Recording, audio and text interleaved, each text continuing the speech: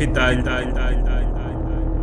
Esto se llama retrógrades, que seríamos nosotros.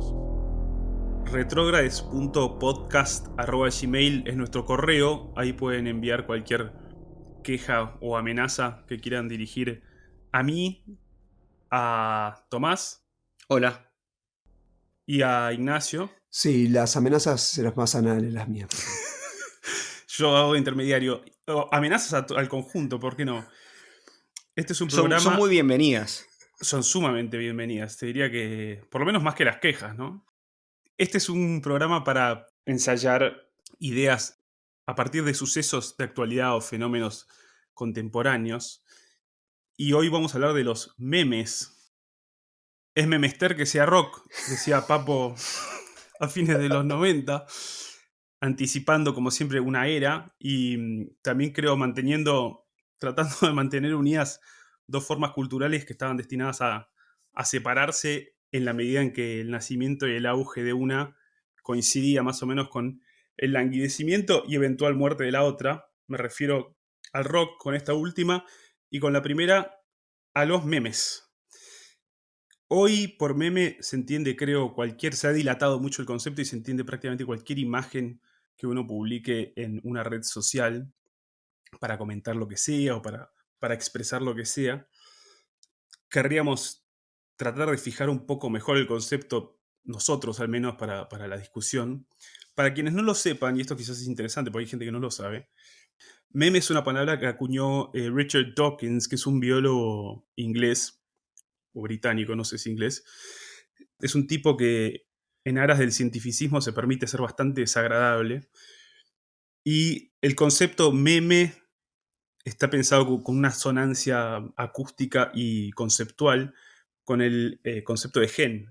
En castellano se pierde, pero en inglés es meme gene.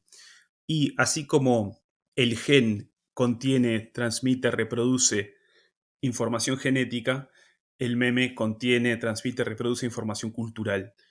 Y la definición del mismo Dawkins es muy laxa porque va, creo, desde una canción, desde un estribillo, por ejemplo, una melodía, a una frase hecha, a una técnica, por ejemplo, de construcción. Entonces, ¿de qué estamos hablando? Pero bueno, es una primera forma de ceñir un poco el concepto para nosotros. Es decir, meme no es cualquier imagen que circula en las redes sociales, son aquellas que son susceptibles justamente de una repetición y tienen en sí mismas cierta invariabilidad. Y por eso quizás yo antes entendía el meme como una plantilla, como un molde para una idea, digamos, una imagen de esas imágenes que se repite invariablemente, pero con un texto que cambia. Y desde ese punto de vista, creo también podemos incluir los stickers, los GIFs, los emoticones. Necesariamente se extiende un poco el concepto, creo, porque de hecho se extiende, pero también porque hay algo similar sucediendo también con con esos formatos. En fin, esta es una primera definición preliminar para luego atacar la idea, después de que sufran esto.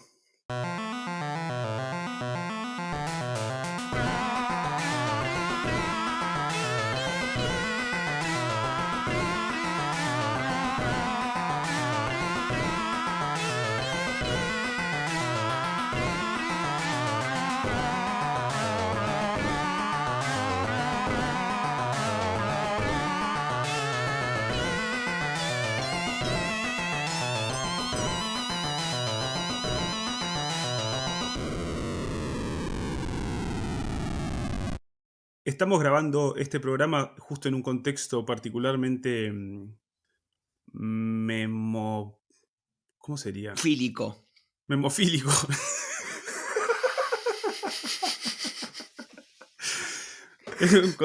Sí. Que conste que el que hizo el chiste fui yo, Tomás. Para sacar crédito. En un contexto particularmente memofílico porque amenaza con ganar el torneo, bueno, no hoy, ¿no? Pero estos días Boca y tanto Nacho como Tommy son de... De River. Ajá. Temen mortalmente la proliferación de memes burlándose de River. Y por otro lado hay entre nosotros un memófobo que paradójicamente también es un memómano. lo cual plantea quizás un tipo de dilema freudiano, ¿no? Ya, entre ¿Dilema qué, perdón? freudiano, Sí, claro. entre el placer y la culpa, podrá explicarlo.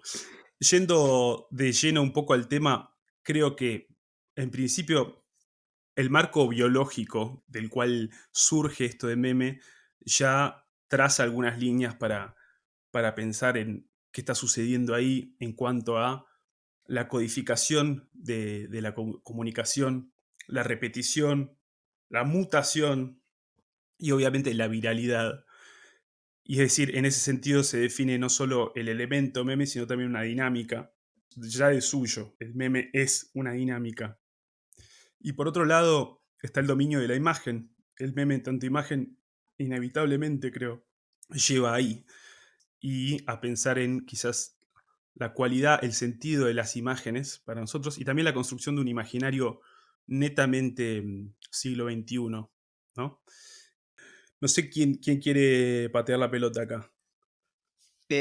Bueno, tomo yo un poco la pelota.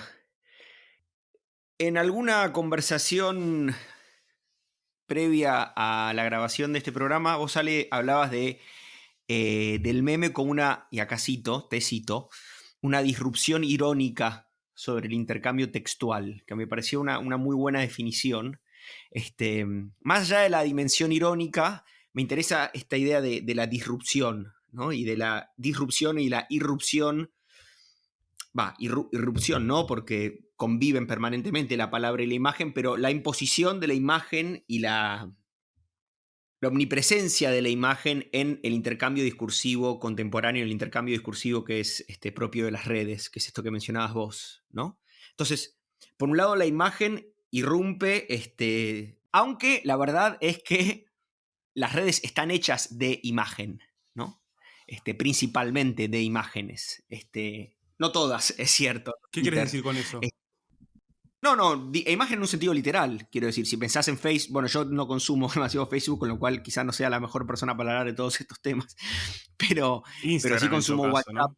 O TikTok. Instagram y en Facebook también hay un protagonismo particular de la imagen y en general, creo, TikTok, en fin, las redes que hoy creo cobran mayor protagonismo, con la excepción de Twitter, que no es menor, están protagonizadas por la imagen. Y creo que aún en Twitter o aún en las redes en que la palabra, el verbo, tiene un protagonismo mayor, la imagen es un hilo, es un vector, es una fuerza, digamos, constitutiva del intercambio simbólico en las redes. Pero más allá de eso, más allá de si tengo o no razón al decir lo que digo, creo que esa disrupción de los memes supone también una condensación, ¿no? Y en algún punto una exposición precisamente del protagonismo de la imagen en sentido literal, pero también en un sentido amplio, ¿no? De la imagen en el sentido de la representación, ¿no? Del esquema, por A decir ver, así. para que no se vaya tan largo todo.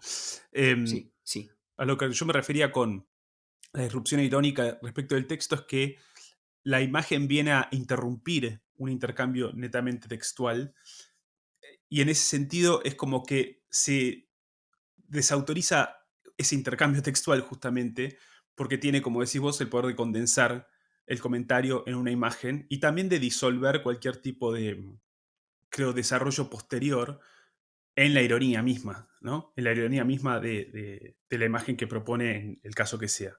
Pero creo que como forma, el meme, el hecho de tener un formato cerrado que cierra el sentido sobre sí mismo y que no permite ninguna articulación, es de alguna manera una ironía con respecto a un contexto textual, valga la redundancia, eh, que es naturalmente abierto y potencialmente infinito y que le da pie al meme, o sea, el contexto de las redes. Y en ese sentido me parece, si se quiere, hay como una suerte de duplicidad de la ironía, no solo la ironía del contenido, sino que el hecho de que el meme pueda aparecer como forma dentro de este texto es una ironía sobre ese texto mismo.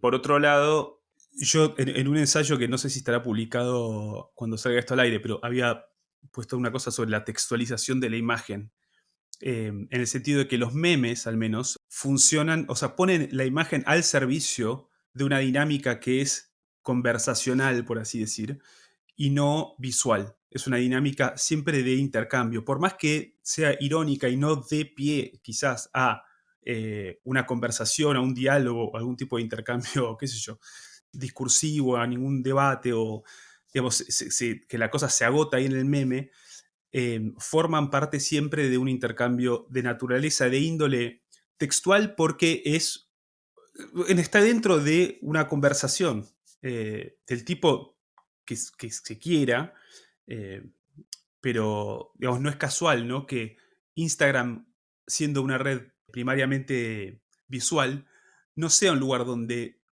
los memes tengan un gran protagonismo. Sí lo es Twitter, por ejemplo, ¿no? O sí. Claro. Sí, Nacho. No, que vos al principio hablabas de el meme como una condensación de una idea, ¿no? Entonces, en cierta manera, irrumpe también en el espacio discursivo, como venías diciendo, para poner una idea en juego, ¿no? También condensada y de alguna manera que tiene que evitar su propia justificación, creo que un poco lo que vos decías recién, ¿no? Entonces, en cierta manera, como que irrumpe y que parece imponerse a sí misma. Y otro elemento más del carácter textual que podría tener esa imagen, me parece a mí, es que está codificada. Es decir, que de alguna manera tiene que tener, son como modos, me parece a mí, en cuales se generan ciertas concordancias en un espacio tan abierto como es el espacio de una red global, ¿no? Entonces, de alguna manera es como que por momentos históricos se van generando ciertos códigos visuales que son textuales en el fondo para de alguna manera ir condensando también los intercambios, no solamente condensar la idea, sino que también haya una cierta, insisto, concordancia en un código en común, ¿no? Vos acá querés decir una estandarización de ciertas expresiones. ¿Lo pondrías en esos términos? Exacto, yo creo que es así, en ese sentido. Por un lado, la imagen pierde, lo hemos hablado también, cierta ambigüedad, cierta riqueza y prácticamente no funciona como imagen. Y también quizás de algún modo esa forma de estar hecha también prescinde un poco del ideal de imagen. Es decir, hoy los medios técnicos permiten una imagen muy sofisticada y en general los memes tienen, muchos de ellos, formas bastante desprolijas, ¿no? Como casi parte de la cuestión, casi como desdiciéndose a sí misma que va a presentarse como imagen. No tiene que llevar el sentido a sí misma, es decir, sino que un poco lo refleja hacia el otro, ¿no? Sí, con respecto a esto último de la calidad o la factura de la imagen, me parece que eso tiene que ver de vuelta con la textualización de la imagen y con la espontaneidad y la dinámica del intercambio textual en las redes sociales, ¿no? Como, es decir, en el apuro, en el trajín de las redes, uno agarra y lo tira, ¿no? Y también por eso también muchas veces ni siquiera hace falta preparar la imagen, ya está preparada como sticker o como GIF, como emoticón, ¿no? Que son muy elementales. De hecho, ¿no? Los stickers y sobre todo los emoticones se presentan como un repertorio de reacciones. Ahora bien, hay en el mundo de los memes y sobre todo creo en el mundo de los stickers, y acá tenemos un gran usuario de stickers que es Tommy. Me jacto de tener la mayor colección de stickers de Maradona en la República Argentina, que no es poco. Pero además hay que usarlos bien. Quería decir, en la factura constante de stickers y de memes, creo también hay un dinamismo que en parte va todo el tiempo reformulando, si se quiere, esa estereotipación o esa estandarización. Y tienen los stickers a veces el poder de expresar una, una idea, una sensación, una respuesta Sí. de manera muy precisa y muy sutil. Creo que también tienen a veces la función de suplir la falta de gestualidad, ¿no? En el intercambio textual de las redes. Es em, como si fueran, bueno, como los gestos napolitanos, ¿no? Que incluso hay diccionarios de los gestos napolitanos. Funcionan al mismo modo, como un repertorio de reacciones.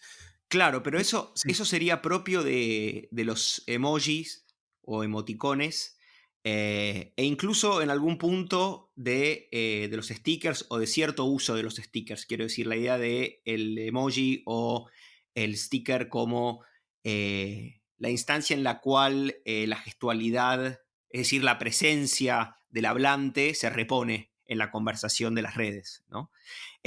Pero ahí el uso sería un uso, digamos así, literal o no irónico.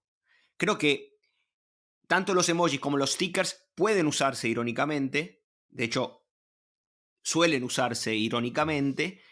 Habría que precisar de qué tipo de ironía hablamos, pero por lo pronto se usan a veces irónicamente, pero no siempre. Donde sí hay una ironía casi inevitable, lo que sí se define por la ironía, como decíamos, como decía alguno de ustedes recién, es el uso de los stickers, ¿no? No sé si quedó bien armada esa De los oración. memes. En los stickers, perdón, en los memes. En los memes sí, la ironía es una condición necesaria.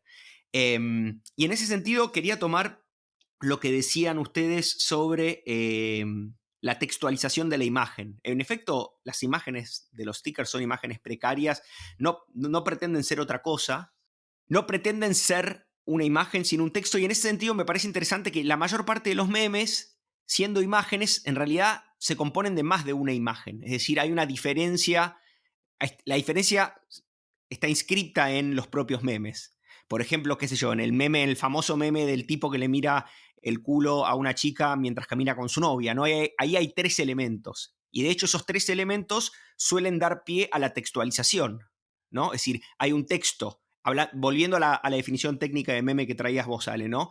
Una imagen invariante sobre la cual pueden inscribirse textos que sí varían, ¿no?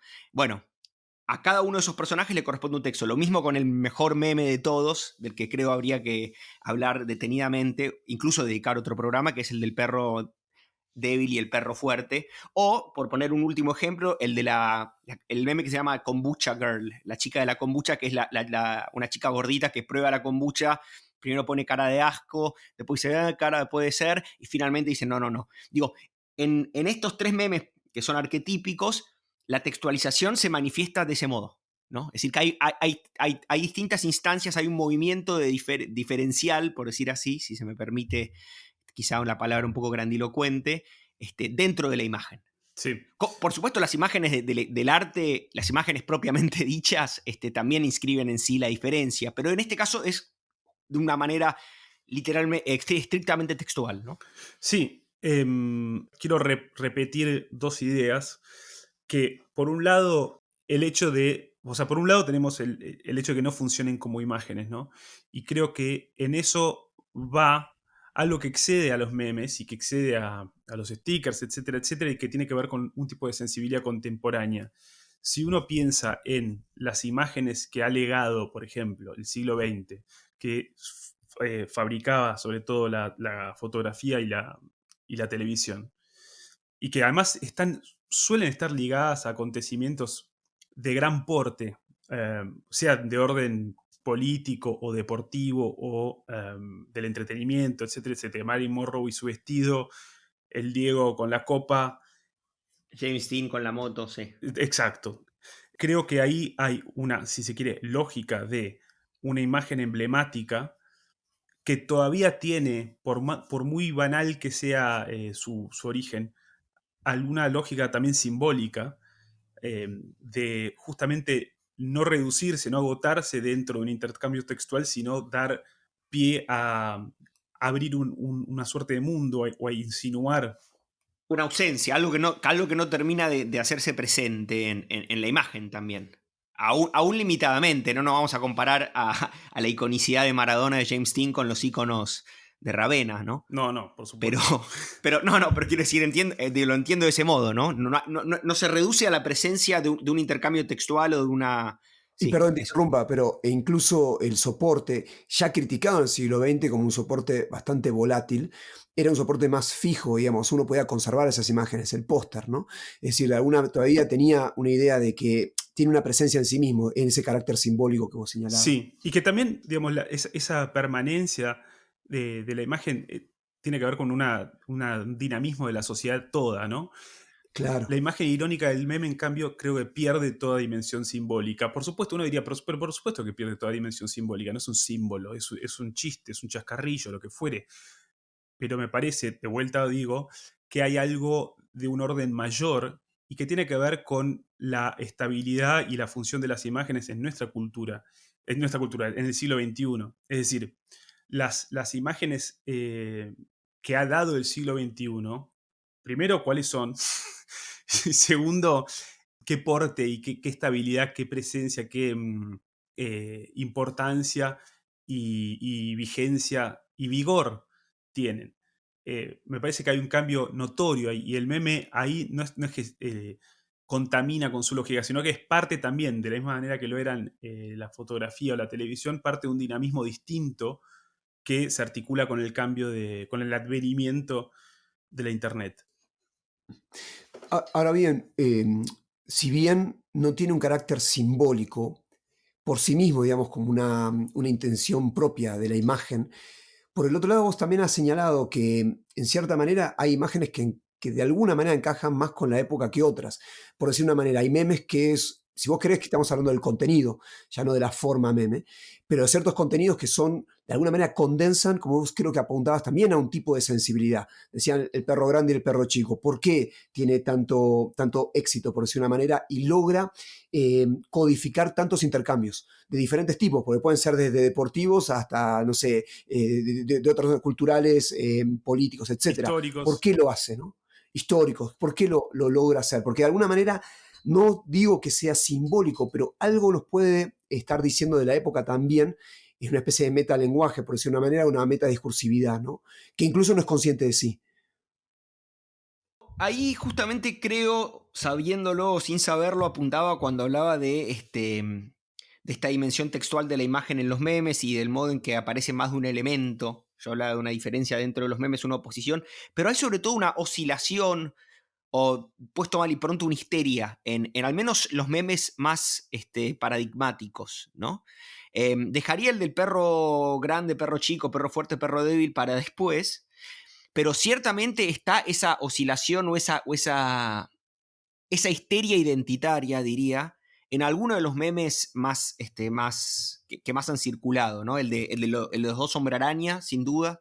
En el de la chica con bucha. En fin, hay muchos en el del tipo que le mira el culo a otra chica mientras camina con su propia novia. Es decir, hay una histeria identitaria, creo yo, hay una ¿A qué te ironía. referís con histeria identitaria? Me refiero a A no decidir, como que expresar una sí. a una indecisión o a un coqueteo serio, pero inmediatamente irónico a la vez, inmediatamente distanciado a la vez respecto de los posibles compromisos discursivos que pueden estar siendo puestos en juego en la conversación en cuestión, ¿no?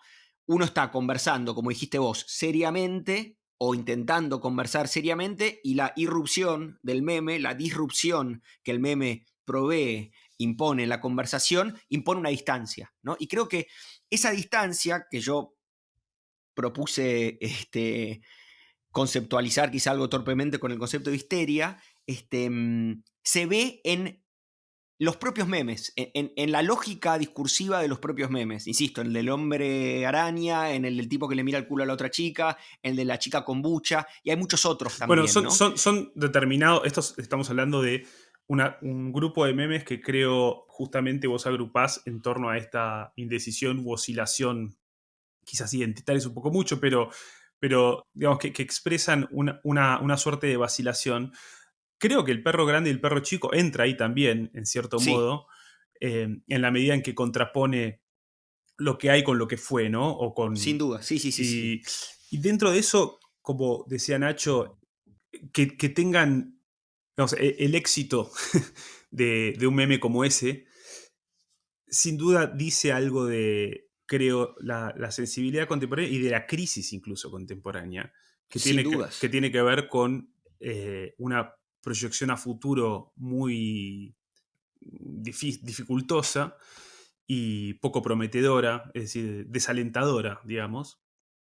Y del otro lado, un mundo que se ha perdido y que está más cargado de sentido, ¿no? El vigor del perro fuerte no es solo el vigor de los acontecimientos, es el vigor de una sociedad, el vigor de un mundo que se ha ido. Me resulta extraño, me resulta significativo que un producto tan perfecto de esa misma sociedad débil tenga éxito al denunciarla, ¿no? Y en eso... Exactamente. Ahí está esa oscilación o esa vacilación que mencionaba, creo, y que vos reconocés también en ese meme y me parece bien.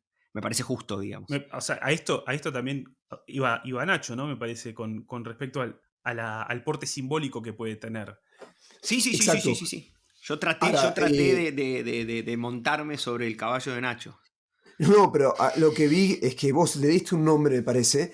El carácter de distanciamiento o el carácter distanciado me parece que es una tónica en común a todos los memes. Habría que hacer un raconto general, pero dilo como hipótesis, ¿no? Porque Ale decía bien, bueno, todos estos memes se agrupan bajo esta categoría, por decirlo de una manera. Habría que ver si hay alguno más. Por lo menos los que yo tengo ahora en mente van por la misma idea, es decir, o es distanciar, y creo que el perro grande y el perro chico busca eso, distanciar del discurso del otro, y eso es un gesto irónico, o distanciar el propio discurso sobre lo que uno mismo está diciendo, hacer una especie de autoironía. Pero me parece que la tónica en común generalmente es esa.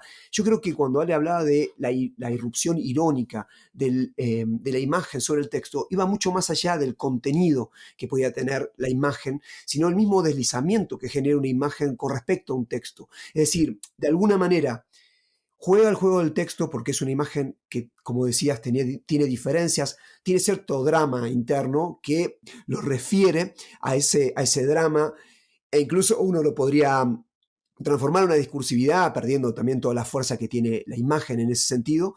Por un lado, digo, juega el juego en el terreno de la imagen, perdón, del texto, de lo discursivo, pero simultáneamente al ser imagen se ahorra lo discursivo, se ahorra la posibilidad de tener que argumentar, la posibilidad de que justamente ponga en juego las palabras y tenga que justificar las palabras y justificar el sentido de las palabras. Todo eso, de alguna manera, como de un solo golpe, permite poner a distancia. Y es también una de las modalidades, como también decía Ale, creo yo, de una comunicación rápida, ¿no? Y por el otro lado, en la cual no me tengo que implicar tan rápidamente y puedo rápidamente tirar abajo el discurso del otro. Quiero agregar en un sentido, hay también muchos, no sé si consideran ustedes son memes, pero ciertas memes políticos que aparecen como especie de viñetas que ya de repente condensan también una idea, sea a favor o en contra, es decir, una idea de orden, no sé, de izquierda o de derecha, y que, no sé, una idea de Marx, una idea de Popper, una idea, no sé, de Carl Schmitt, no sé, una idea que ya está, digamos... Pero ¿cuáles memes estás mentando?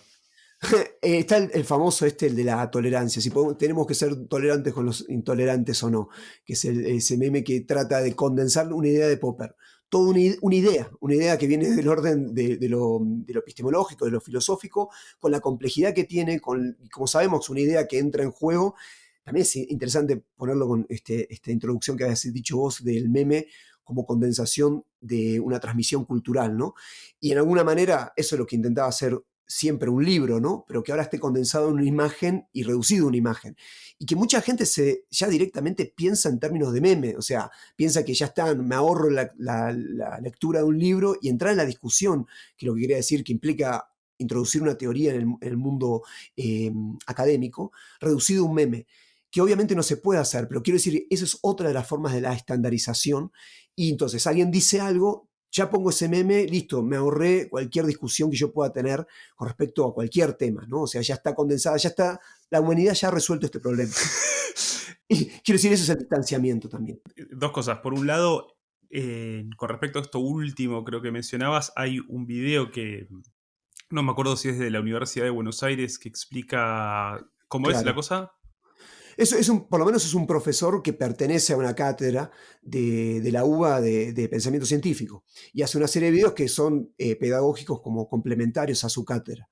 Que, entre paréntesis, bueno, lo cuento si querés, para mí son buenos en cuanto a su explicación, son muy didácticos, pero ha logrado introducir en cada uno de los giros para explicar, por ejemplo, o sea, la revolución copernicana, memes, ¿no? O sea, en cada uno de esos los actores, no sé quiénes sean, Copérnico, Galileo, todo lo que aparece en Kepler, bueno, aparecen también simbolizados sus conflictos en memes, ¿no? Claro, ahí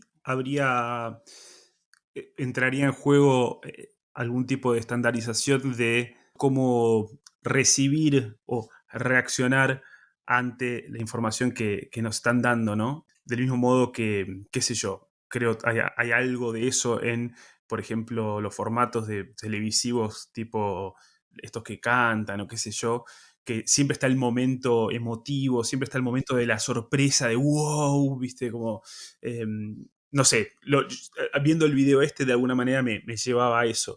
Pero por otro lado, acá entra en juego tu memofobia, si no me equivoco. También tu memomanía, porque sos un buen conocedor de memes, pero... Hay que conocer el enemigo siempre. Y vos hablarías, o sea, creo que estabas de alguna manera insinuando algún tipo de empobrecimiento, no sé si cultural o... Claro. ¿Puede ser? Sí, yo, viste, pensaba cuando hablas de estandarización, recién cuando hacías referencia a estos formatos televisivos, vos también hablaste de la plantilla como un formato, ¿no? Que así lo pensabas el meme originalmente y considero que ahí está el punto, ¿no? También el tema de la forma. Muchas veces se piensa el contenido del meme, pero la forma meme, por decir de alguna manera, y obviamente lo que me resonaba es la cuestión de la forma mercancía, ¿no? Un poco lo que Adorno ya decía en su momento, la tesis, digamos, con respecto también al cine de Hollywood, a Chaplin y a los clichés, ¿no? Como de alguna manera la estandarización en la cual uno va a encontrar lo que ya sabe que va a estar, ¿no? Y a sorprenderse de aquello que ya sabemos que es. Bueno, yo, a ver, con esta tesis tengo algunas sospechas, porque por un lado habría que ver qué tipo de riqueza había, al menos en lo inmediatamente, digamos, qué tipo de riqueza se pierde, qué posibilidad de riqueza se pierde, porque si estamos hablando de empobrecimiento, de alguna manera es una degradación de algo, ¿no? Y por otro lado, pensaba en algo que faltó decir, meme es meme a partir de mimo, ¿no? De la raíz que comparte con mimo, que comparte con imitación, mímesis. Y creo que en ese sentido, cualquier configuración social tiene sus lugares comunes, ¿no? Lugares comunes para la expresión. Sus impulsos miméticos, ¿no? Digo, la mímesis es constitutiva de la sociabilidad, Totalmente. inevitablemente. Y en ese sentido no sé si los memes justamente son, son la mímesis o el proceso mimético de imitación que le cabe o que han generado espontáneamente las redes sociales como foro, la palabra está muy mal colocada, pero se entiende, enorme. Y dentro de ese foro y dentro de ese proceso mimético, me parece que sería, por un lado, ¿cómo decirlo? Comprensible o qué sé yo. No creo que los otros códigos miméticos, los otros códigos estandarizados de conducta, de respuesta, de gestos, de amabilidad, etcétera, etcétera, tengan de por sí, de suyo, al menos en cuanto a la forma, una riqueza necesariamente mayor. No lo sé, pero en todo caso sí es interesante que ese proceso mimético esté cargado, justamente, nos repetimos, pero desde otro lado, de ironía y de distanciamiento y de... Quiero una cuestión. Totalmente de acuerdo con lo que vos decís, o sea, está bien, hay que ponerlo en ese terreno, o sea, el mundo meme, su identificación o, digamos, su antecedente, para decirlo mejor, es la configuración cultural y los lugares comunes. Totalmente de acuerdo. Ahora, la tesis de Adorno, hasta donde yo entiendo, es que la mímesis es una degradación de la experiencia. Vos decías, bueno, ¿qué se degrada? Hay una degradación de la experiencia. Y bueno, Benjamin también lo veía viendo que había un proceso de degradación a partir de la Primera Guerra Mundial, en el cual ya no había formas de algún modo de mentar, de poder decir la experiencia vivida, ¿no? O sea, había una experiencia traumática que no se podía traducir en ninguno de los códigos culturales existentes. Ahora bien, ¿Es cierto eso? dicho Igual eso, habría que preguntar si tiene razón al decir eso. yo creo que en cierta manera sí, de algún modo uno puede pensar cierta literatura tipo Primo Levi como respuesta también a ese problema. Está la famosa frase de Adorno, siempre mal interpretada, sobre si se puede o no seguir haciendo poesía después de Auschwitz, pero también tiene algo que ver con la posibilidad de pensar una experiencia de un orden, creo yo, sí, más profundo. Quiero decir con esto, yo creo que toda cultura es una degradación de la experiencia.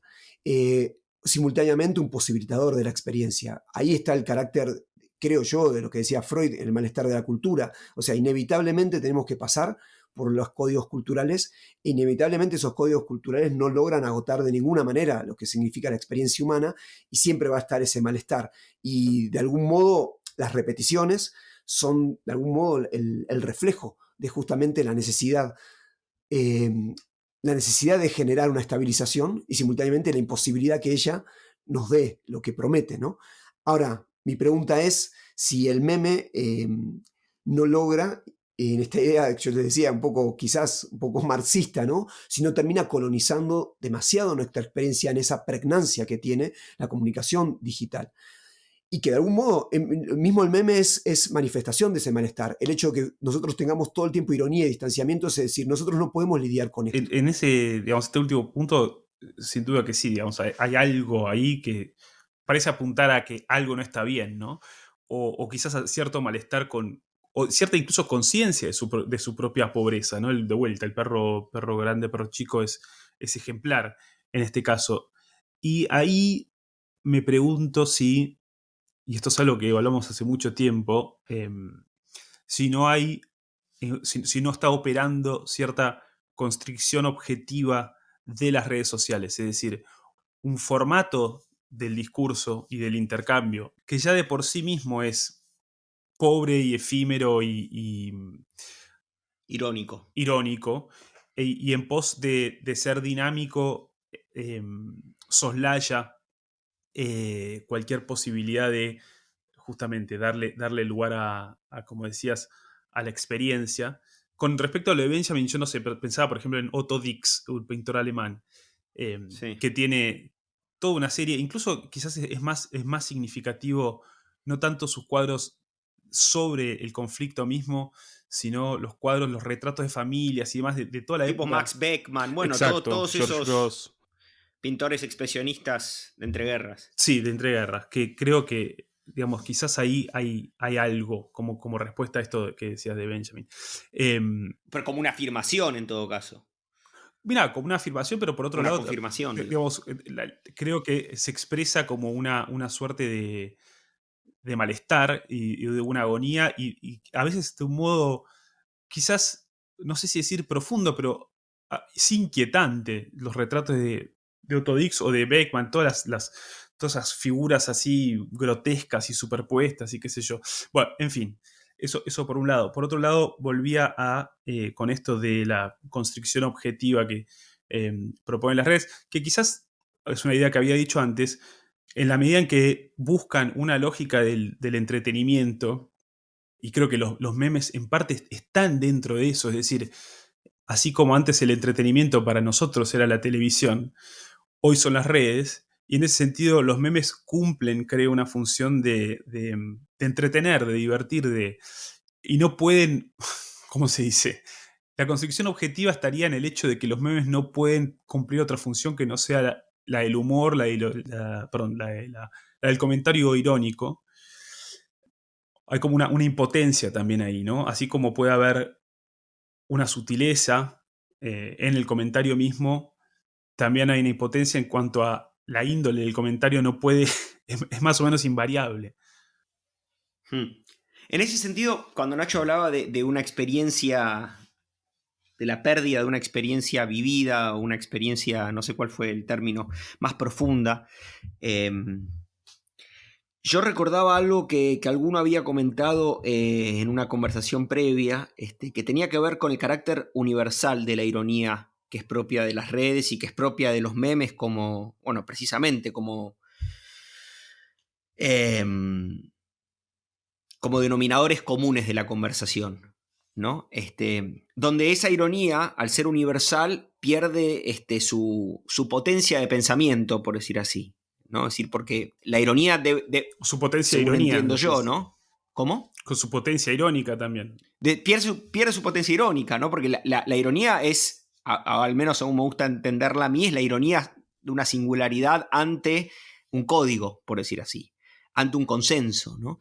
Y lo interesante en todo caso es que acá la ironía es el código mismo, y es la universalidad misma, ¿no? En ese sentido, los memes que estamos mencionando son los más irónicos de los memes. habría que referir, así como referimos a los emoticones, a los emojis o a los stickers, a estas especies de postales que circulan en general. Bueno, no quiero descalificar a posibles oyentes, ¿no? Pero como que tengas un buen día en los grupos de WhatsApp, ¿no? Que Dios los bendiga, ¿no? Estos lugares comunes también son una manifestación del modo de circulación de la información y del sentido en las redes, y también nos remiten a la promesa hasta aquí incumplida de hablar sobre la relación entre los memes, los stickers y las nuevas formas del populismo, o en todo caso de la derecha alternativa. A eso quería ir yo. Con respecto a lo que decís de la ironía como consenso, es decir, hay un consenso en torno a la ironía, entonces la ironía ya cómo funciona. Dentro de los grupos de ultraderecha, en foros como 8chan, que ahora cerró ya hace un tiempo, dentro de esas conversaciones se van acumulando capas de ironía, ¿no? Funciona así el código, es decir, la gente que entra sin saber nada, no entiende nada y no entiende porque el mensaje está tan codificado dentro de ironías sobre ironías y sobre ironías, está totalmente apilado, y en ese sentido hay como una saturación de ese consenso, ¿no? Que se va escapando hacia arriba, es decir, apilando sobre sí, de alguna manera, esa insatisfacción quizás, o esa imposibilidad de comunicar de un modo mejor, directo. También puede ser por la censura, ¿no? Por el tabú, que ciertas cosas se puedan decir o no, ¿no? Totalmente, pero también se juega con eso, es decir, es una forma de burlar el tabú respetándolo, tipo de burlarse, Claro. ¿no? De burlarlo y de burlarse del tabú. Nacho, ¿vos querés decir algo más? No, simplemente que cuando llega el meme, me parece que uno se siente un poco medio forzado a empezar a pensar en eso. No sé, no lo veo yo como algo que viene a expresar a uno que quería decir, sino al contrario, uno tiene que empezar a adecuar sus propias expresiones o sus propios intercambios en relación al meme. No sé si logro explicarme, ¿no? O sea, me pareciera como que hay algo que es externo, ¿no? En esta forma objetiva que vos señalabas antes, Ale, con lo cual aparece la conversación o la red. Hay algo, estoy de acuerdo, y quizás de vuelta con respecto a la opresión del formato de red, que quizás es esta mecánica paradojal por la cual cuanto más extensa es la red de usuarios y cuanto más extensa es la conversación o, como se dice, el espacio común, más tiende a estandarizar justamente. Es decir, es como un principio de gravedad, ¿entendés? Cuanto más grande el cuerpo, más pesado y más tiende a un centro, más tiende... Y esto tiene que ver en parte con otro tema del que hemos hablado, que es el de la descentralización, ¿no? Que no puede sobrevivir en la dispersión. Y los memes quizás tenderían a hacer esto. O sea, estamos hablando de nuestra experiencia personal en la que uno se ve forzado a adecuar su respuesta, su conducta a los memes o al tipo, ¿no? O en todo caso no puede evitar la referencia, no puede evitar a la hora de responder pensar en ese repertorio que tiene a disposición y al que todos inmediatamente responde, que es inmediatamente inteligible para todos. Bueno, pero tú no ves ahí un empobrecimiento, por ejemplo, de la idea, sí, la complejidad de una idea, por ejemplo, que esté eso ahí gobernando, porque hablo de colonización en el sentido de que no sé si antes, siempre la cultura es pregnante, obviamente, para todos los aspectos de la vida, pero no sé si esto no tiene un carácter demasiado, ¿no? Invasivo. Tommy, vos ibas a decirlo. Hay una precarización de la palabra si en efecto la palabra se reduce a los intercambios en las redes. Quiero decir, yo cuando converso con ustedes en nuestro grupo de WhatsApp uso muchos stickers. Quiero creer que cuando hablo aquí en la radio, en el podcast, mi discurso no está colonizado por la lógica de los memes. A lo que voy es, la pregunta es en qué medida, y creo que esto es aquello a lo que refería Ale y Nacho también cuando hablaba, digamos, del condicionamiento objetivo de los medios, esta idea tan remanida de que el medio es el mensaje, digo, ¿en qué medida es posible preservar un espacio discursivo, ajeno a esta conversación, a la lógica de esta conversación. Porque por lo pronto digo, es cierto que los memes suponen una precarización, en algún sentido, habría que pensarlo, pero vamos a conceder eso, ¿no? Concedamos que suponen una precarización, un empobrecimiento de la conversación. Ahora, eso sucede, es propio de esos intercambios inmediatos, cotidianos que se pueden dar en WhatsApp, que tienen una lógica propia que yo por lo pronto tengo que reconocer, considero muy gozosa, ¿no? Digamos, me divierto mucho. Bueno, Ale vive afuera hace años, otros amigos míos también, y nuestro vínculo en gran medida se sostiene y no se precariza, en virtud de esos intercambios pelotudos, si se me permite la sofisticación, en la mediación de los memes, ¿no? Es mucho decir igual eso, es mucho decir, es decir, es No, es mucho considerarlo. decir, en parte, en parte. Yo quiero, Pero hay, digamos, hay toda una vida que está supuesta en esos memes, en ese caso, que no es el... exacto. La pregunta, bueno, pero vos hablas de colonización, entonces digo, ¿en qué medida Sí, esa vida es en efecto colonizada? hay una vida supuesta y vuelvo a repetir, creo que los stickers, al menos los stickers bien usados, como los usa Tommy, muchas veces tienen la capacidad de no ser lo mismo que había sido antes. Es decir, un mismo sticker puede ser usado.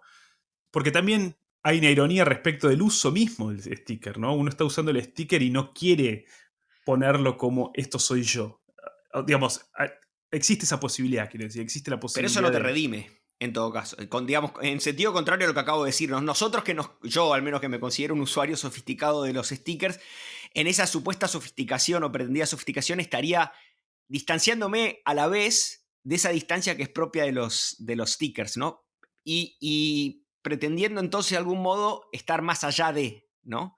Pero creo que eso es Está ilusorio. bien, está bien. Para tratar de responder y finalizar este asunto de la precarización de la experiencia, bueno, la respuesta de Tommy es, mirá, mientras haya otros espacios, está salvado, ¿no? Está salvada la palabra, está salvada el intercambio, está salvada la experiencia. Por otro lado, no sé si esa precarización es meramente la expresión de una amplificación exponencial de la conversación pública o del espacio público, de lo que antes se llamaba el espacio público, de su transformación y demás. Y con esto en realidad estoy retomando lo que decía respecto de la mímesis a gran escala y a escala digital, a escala de red social, etcétera, etcétera.